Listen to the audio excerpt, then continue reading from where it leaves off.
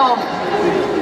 Alors effectivement, Hollande, tes lois, on n'en veut pas, et même je vais vous dire mieux, je ne les vote pas.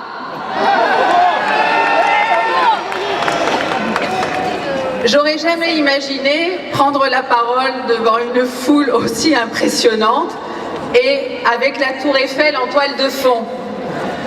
Si je suis venue aujourd'hui à la Manif pour tous, marcher avec vous, c'est parce que comme vous, je dis stop, halte à la casse de la famille. Comme vous, je suis opposée à la marchandisation du corps des femmes. Je suis opposée à la vente d'enfants. Alors vous le savez, avec d'autres collègues, j'ai proposé une proposition de loi pour lutter contre la gestation pour autrui. À l'Assemblée nationale, à Marseille, je défends la famille. Et encore une fois, le gouvernement actuel a dû faire face à ces contradictions, déclarant d'un côté qu'il était contre la GPA, mais faisons tout pour que la GPA puisse s'introduire en France. Vous pouvez les siffler.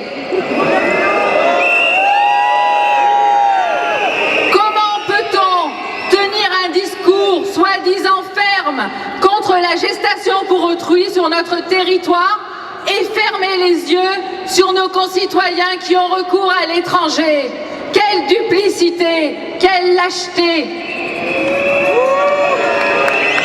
Alors mes chers amis, à quelques jours de l'alternance, à l'heure où les Français réclament de la cohérence, ne nous trompons pas, faisons les bons choix, arrêtons les postures politiciennes où l'incohérence tient lieu de programme au détriment de la dignité humaine.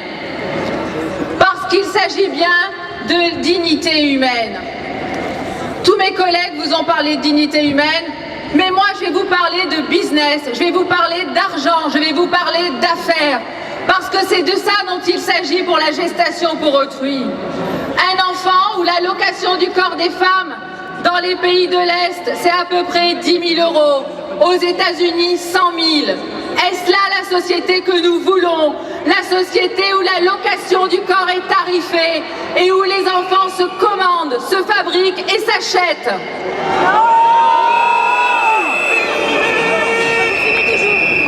Alors aujourd'hui, si je marche avec vous, c'est parce que je suis une femme politique comme vous, engagée.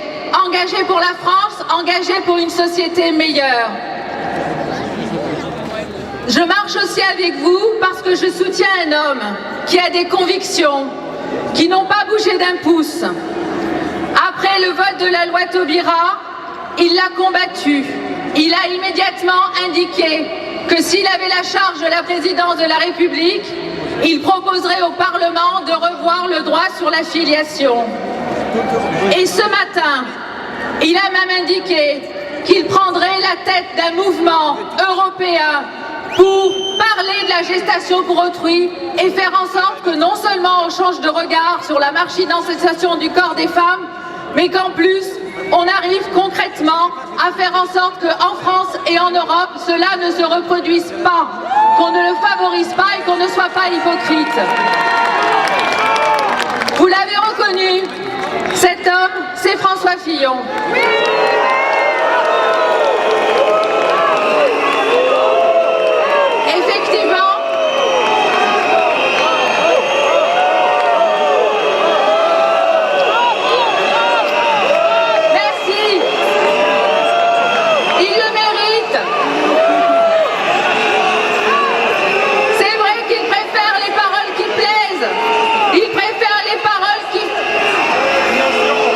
Il préfère les paroles qui sauvent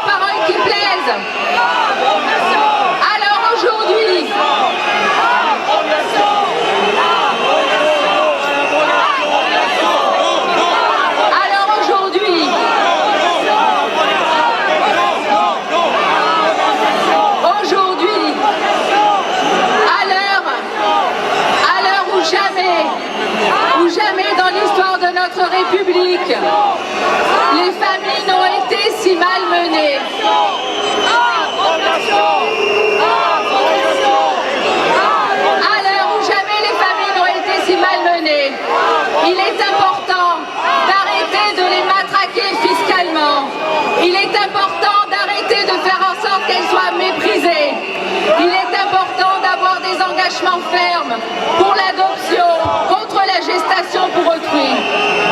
Et si vous permettez, je terminerai mon propos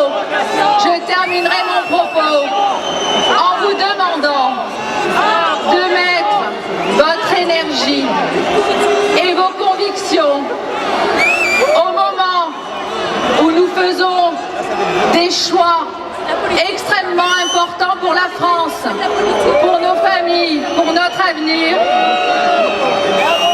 Je voudrais que ces convictions et que la force que vous représentez, vous la mettiez aussi au service de ceux qui souffrent le plus aujourd'hui. Je voulais vous parler aussi des chrétiens d'Orient qui sont malmenés, qui sont oubliés,